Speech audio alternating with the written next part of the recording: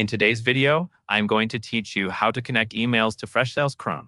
Connecting your email to Freshsales is important because it helps you keep all customer conversations in one place. Once it is set up, you can track emails inside the CRM and keep your records up to date with less manual work. I will walk you through the exact screens to use, and I will share a few simple tips along the way to help everything go smoothly. Start by looking at the top right corner of your Freshsales account. Find your profile picture or profile icon and click it to open the account menu.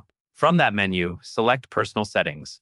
This is where Freshsales keeps your individual preferences, including email options tied to your user account. Next, in your settings area, locate the section for email. Depending on what you see in your Freshsales version, it may be labeled Connect Your Email or Email Settings. Click that tab to open the email connection page. Take a moment to confirm you are in your personal settings, not an admin area, since this connection is typically set per user. Once you are on the email connection page, you will choose your email provider. For this setup, click the Gmail button. This tells Freshsales you are connecting a Google mailbox, and it will begin the secure sign-in process through Google. Now you will authenticate. Select the Google account you want to connect, then follow the on-screen prompts. During this step, Google will ask you to grant Freshsales permission to access your mailbox features needed for syncing. Read the permissions screen carefully and proceed so Freshsales can complete the connection.